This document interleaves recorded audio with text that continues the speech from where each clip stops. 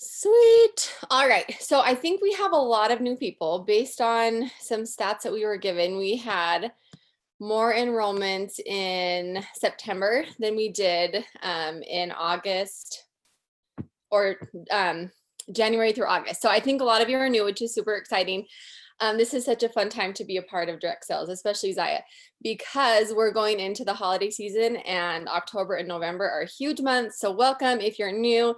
If you're not new and this is your first holiday season, welcome. It is so much fun. Hold on, because it's going to be a crazy, crazy ride. This is a stat I heard the other day, and I kind of like have used it way too much lately, but I love it and I think it's so true. And it will kind of like help lead into what I wanted to train on today. So 98% of people that join a direct sales company will end up quitting. I thought that was the most like astounding number, that 98% quit. So only 2% stick with it. I was shocked because I've been doing this for 3.5 years now, I think it is. I was shocked that the percentage of people that stick with it was so low. So that's what I want to kind of train on today is I want to help you guys, especially if you're new, or maybe you're in a rut, you've been doing this for a while, but haven't really been able to like step outside of your comfort zone and start. I kind of wanted to talk about preparing for growth, recognizing your success, showing up for your business, doing the daily things that will prepare you for growth. And then more importantly, combating burnout, because I feel like that can be, there can like be tons of burnout that happens, especially when you're working your business daily. So I'm kind of a storyteller, so I'm going to kind of jump into like a little story. If you have heard any of my trainings before, you've probably heard a little bit of this story, so bear with me. But I had been doing this for last year. I had been doing this for almost 2.5 years. And I was kind of to the point where I was like, hey, I don't think I can do this anymore. I talked to my husband. We had just started up a gym. He had just started up a software company. We have 4 young kids. I was running Zyia on the side. And I was like, I don't think this is for me, and I don't think I can do it. And what the problem that I was facing is, from an outsider viewing in, they would have seen my business as a successful side hustle. But I was viewing other people's success and comparing my success to theirs. And so I was like, you know what? I don't think that I'm going to do this anymore. If you hit like I said, an outsider looking in, I had a team. Sorry, I had to take little notes here, and I need to get out of this view because it's messing me up again.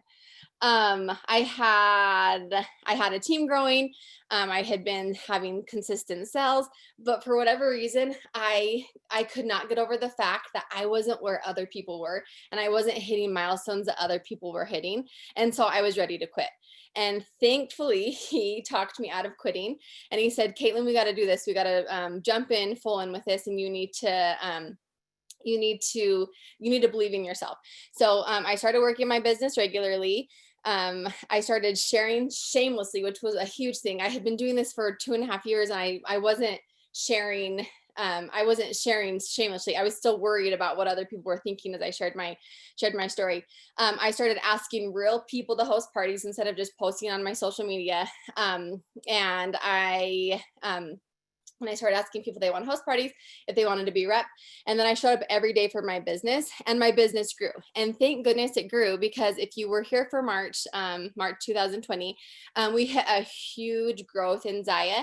And I'm so grateful that 6 months earlier, I had my husband who was supporting me, and I had a team of women that was supporting me, because I was able to be prepared for that growth that we experienced in March. Had I not been prepared for that, and had I kind of taken a back seat and would just working this on the side like I was a year ago, I would not have been prepared for that growth that we hit in March. Our company is growing consistently. We're going to grow these next 2 months substantially, especially as we head into the holiday season. And I want you guys to be prepared for that growth. And so I'm going to kind of go over a few steps that can help prepare you for that growth. One thing is believing in yourself. I know that this is the most cliche saying in the entire world, and I was one of those people that did not believe in this, but believing in yourself is super, super important. If you don't believe in yourself and you believe that you can't do it, then you're right. And we hear that saying so much, but I promise you, if you have belief in yourself, that's the hardest thing, and that's the first step to success. So believe in yourself. The thing that helped me most believe in myself, because that was a big struggle that I had a year ago, was writing down positive affirmations. So believing in yourself is huge. Positive affirmations. I'm sure everyone knows what those are, but I wrote positive affirmations down, and I said those to myself often. The next thing is setting goals. This is another big thing. I feel like it's easy to float in a month that you don't have a goal set. So set a goal and set a big goal. I think sometimes it's easy to set a goal within our comfort zone. If you're like me, I used to hate setting goals outside of my comfort zone because I was like, I'm not going to hit it. I'm not going to set a goal that I can't hit. So I'm going to set a small goal and know that I can hit that goal. But if you set a big goal, your business is going to grow substantially. You might not hit that goal in this month, but what's really cool about our company is that a goal that you might set a goal this month, and if you're working towards that goal and you don't hit it, it's going to set you up for the next month. And that's what's really cool about our business, is that the work you put in this month is going to help the next month and the next month and the next month. And you might not see the benefits of the work you do right now, but I promise you will see those in months to come. So setting a big goal, set a big goal that scares you, one that pushes you. If you don't hit that goal this month, work towards it again next month, and then you might be that much closer next month because you put in the work this month. Do the dailies. This can look different for everyone. Something I like to tell my team is figuring out a time frame that works for them and looks realistic to them.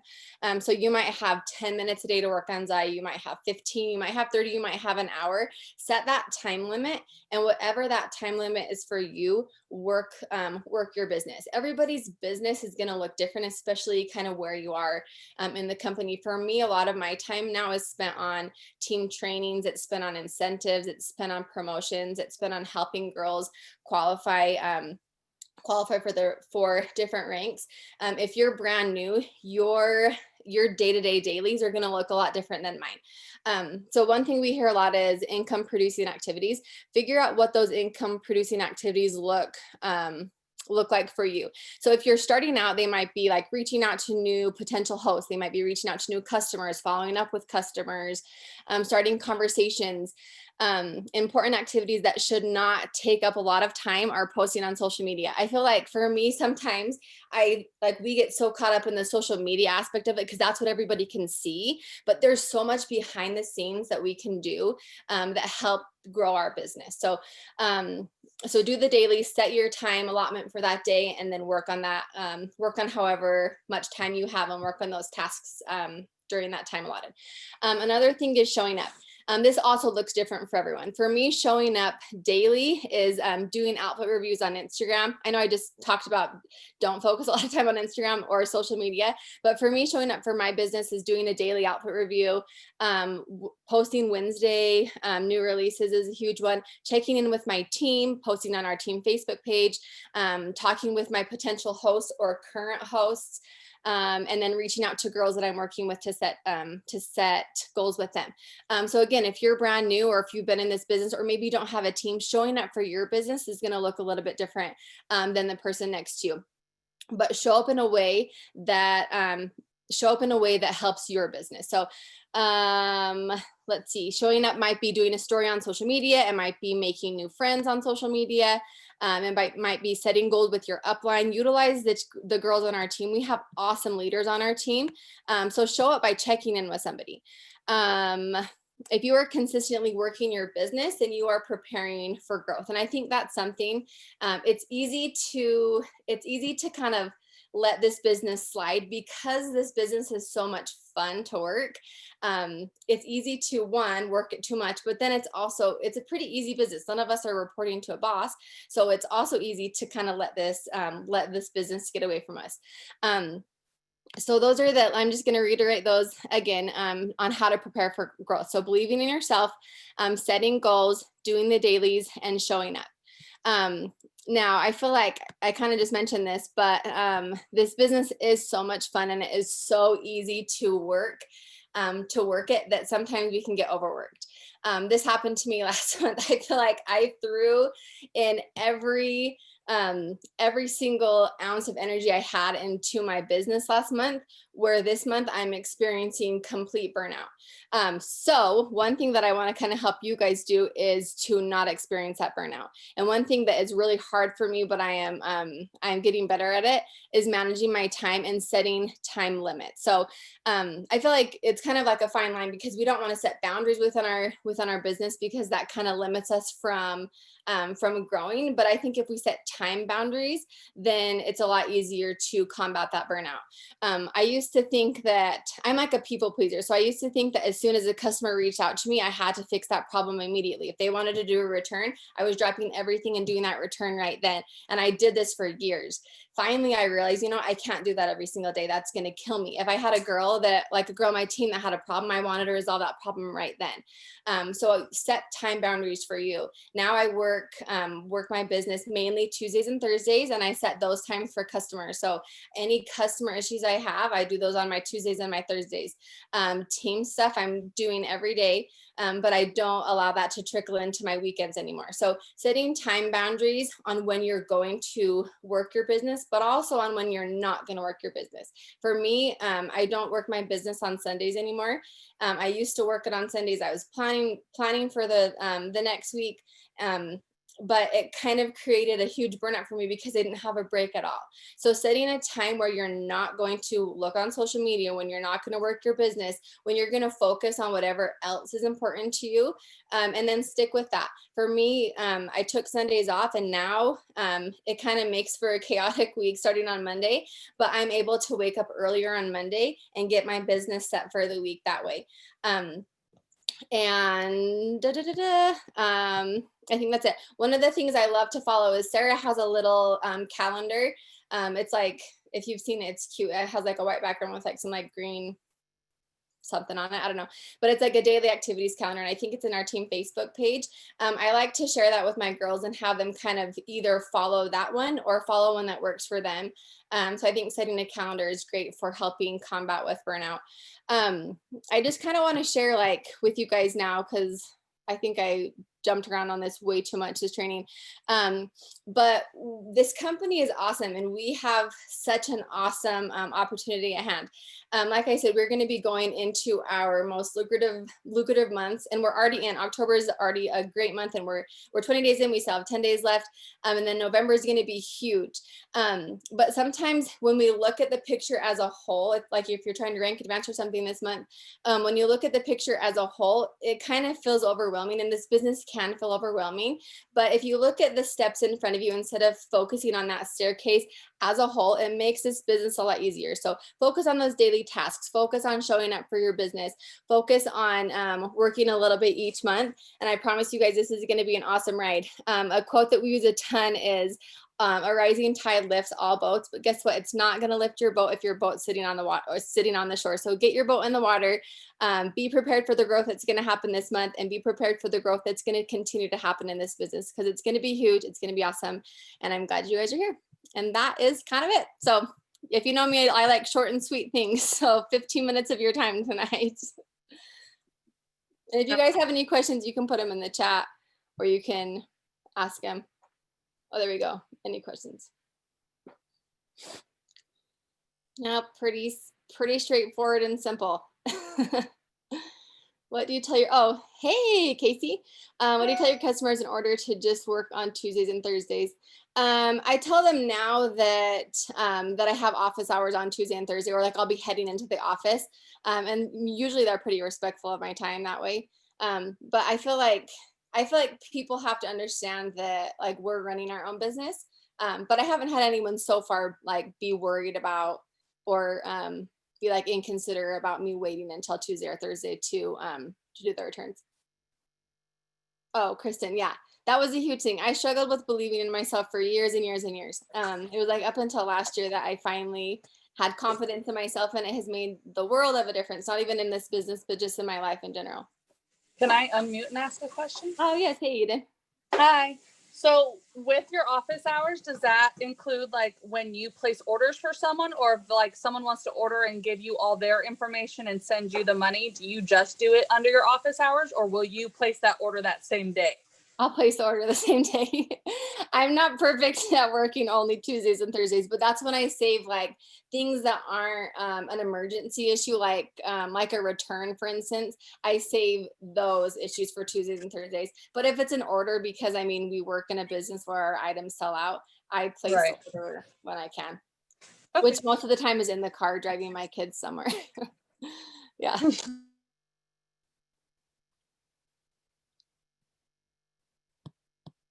I really hate awkward silence. So keep asking questions or I anything also else? have an awkward silence. I'm always like, can't see. Yeah. No, Caitlin, that was perfect. I love it because you're exactly right. Oh, go ahead. What's No, my you're okay. personal Do development? you have a place where you get your positive affirmations from, like a book you've read or like that you keep going back to, or do you like I love Pinterest. I like get life quotes off of Pinterest all the time, like Yeah. ideas off of. So I don't something that I do, which I don't even know if this is right or wrong, but things that I'm struggling with at the time, like if I feel like I'm like not being a good leader, then I will write down I am a good leader. So usually I write positive affirmations that combat my negative feelings towards myself, because I think at the end of the day, all of us have tons of strengths and weaknesses.